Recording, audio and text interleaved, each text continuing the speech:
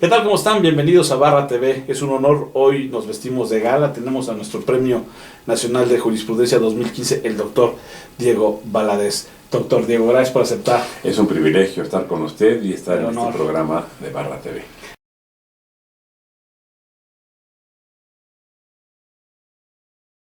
Hay que distinguir dos planos. Uno, el plano del contenido de la Constitución, con el cual difícilmente podemos discrepar.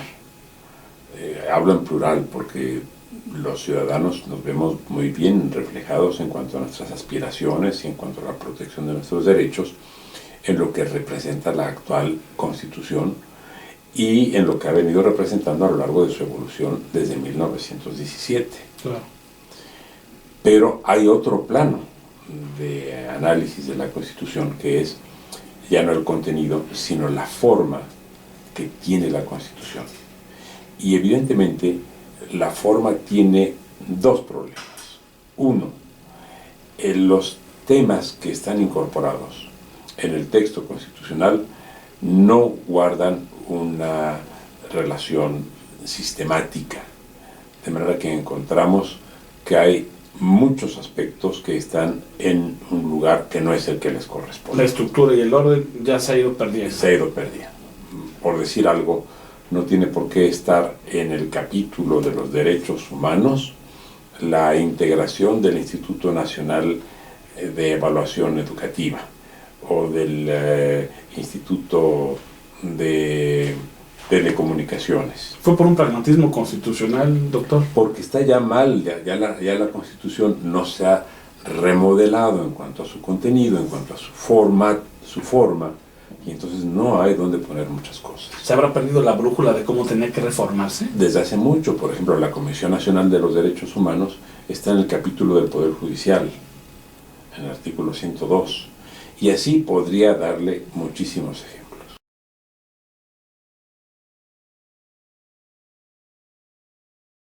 Otro problema que presenta también de forma, es que muchos aspectos que aparecen en la Constitución son propios o de leyes reglamentarias o incluso de reglamentos, muchos de ellos de naturaleza administrativa.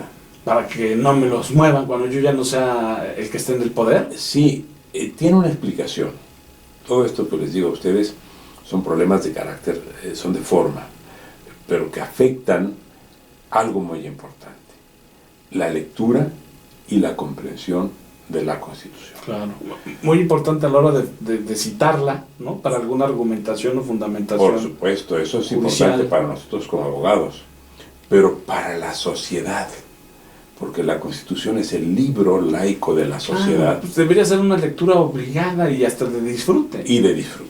Y resulta que la Constitución no se puede leer de corrido, no se entiende. Si vemos la Constitución por lo que contiene, es muy buena. Si vemos la Constitución por la forma como se expresa, es muy mala.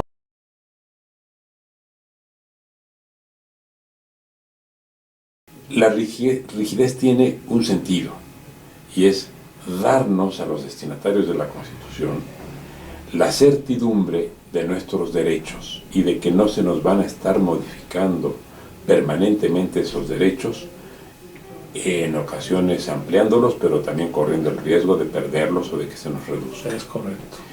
La Constitución tiene que servir para que los gobernados puedan prever a corto, mediano y largo plazos los actos de los gobernantes. Si los gobernantes, que son los que cambian la Constitución, lo pueden hacer cada 3x4, Sí. significa que nosotros los gobernados ya no podemos prever en el horizonte del tiempo. No tenemos una certidumbre No tenemos jurídica. certidumbre jurídica. Eso es lo que justifica que haya constituciones rígidas. Otro aspecto: la Constitución se llama rígida porque corresponde a un proceso de elaboración distinto del resto de las leyes. ¿Y a qué se debe esto? A que la Constitución es la ley de leyes, la que está por encima de todas. De todas. Y por eso, leyes, reglamentos, decisiones administrativas, todo tipo de actos de autoridad o de actos de particulares que afecten derechos de otros individuos, Así es. deben estar sujetos a la posibilidad de contrastar ese acto o esa decisión o esa ley o ese reglamento con la Constitución. Y si no corresponde a lo que la Constitución prevé, entonces se declara la inconstitucionalidad de la ley, del reglamento, del acto, de lo que sea. Y por eso la norma constitucional es una norma de especial elaboración que no corresponde al mismo nivel que las demás, porque es la norma superior. Pero tiene también desventajas. Una de las desventajas de la rigidez constitucional es que no permite la adecuación de la norma a las realidades cambiantes. Y en nuestro tiempo, y particularmente en estos 100 años de vigencia de la Constitución, bueno, 99 hasta la fecha, han sido muchas las cosas que han cambiado en la sociedad. Muchísimas.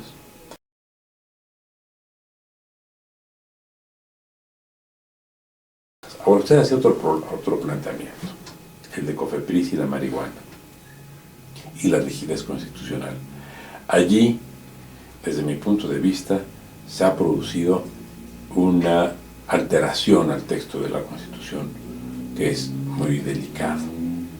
Se da el amparo y se ordena por parte del juez a COFEPRIS que establezca las pautas para que esas personas puedan cultivar, o sea, producir y consumir marihuana. Pero ¿qué ocurre con el sistema constitucional mexicano?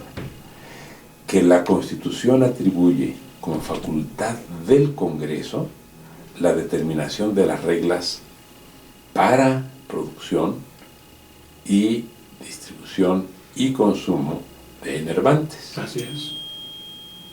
Eso solamente puede ser regulado por el Congreso de la Unión.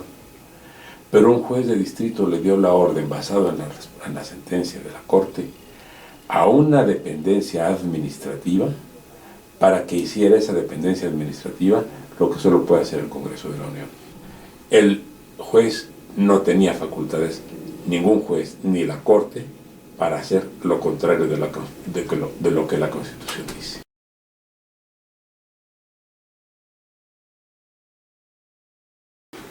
En este caso, lo que más me preocupa es que se están forzando los términos. Se está hablando de una asamblea constituyente cuando en realidad es una asamblea integrada por órganos constituidos. No hay ni ha habido nunca un Congreso Constituyente, una asamblea constituyente que esté integrada por órganos constituidos. En este caso, en el de la Asamblea de la Ciudad de México, una parte van a ser elegidos por la población y otra parte van a ser designados por los poderes constituidos. Esto desvirtúa por completo el concepto de constitución. En segundo lugar, lo que se va a elaborar es una constitución reglamentaria, porque todo lo que va a hacer es desarrollar las bases que ya aparecen muy claramente y muy exhaustivamente enunciadas en el artículo 122 de la Constitución. En el caso de Argentina, por ejemplo, se hizo exactamente lo contrario. Hay una disposición que no pasa de 5 renglones, en la que se dice que se otorga autonomía a la Ciudad de Buenos Aires y la Ciudad de Buenos Aires se regirá conforme a la Constitución que ella misma establezca. 5 renglones. Es todo lo que dice uno de los artículos de la Constitución de Argentina. Y entonces ahí sí hay un proceso constituyente y hay una Constitución que la propia comunidad bonaerense puede tomar. En el caso nuestro, lamentablemente no se hizo así.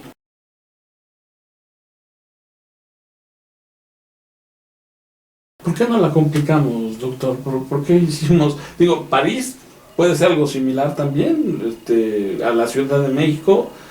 ¿Qué otra ciudad o metrópoli? Nueva York.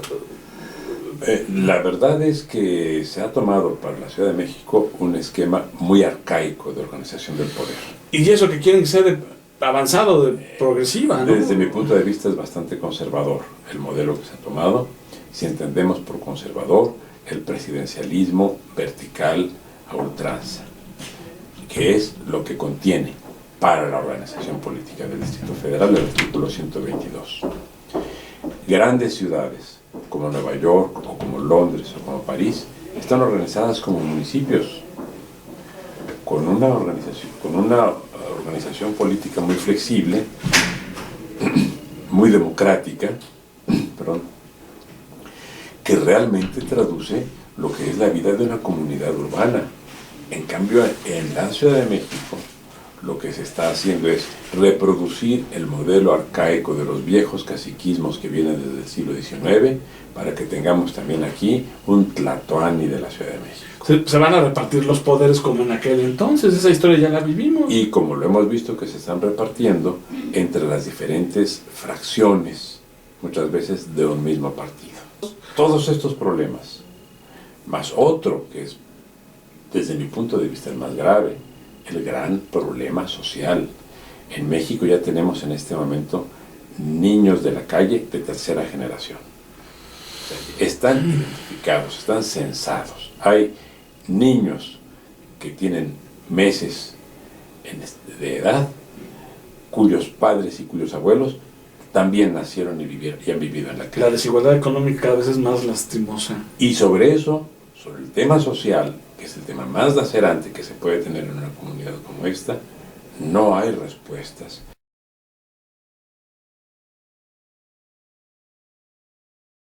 ¿Usted está a favor de la colegiación obligatoria?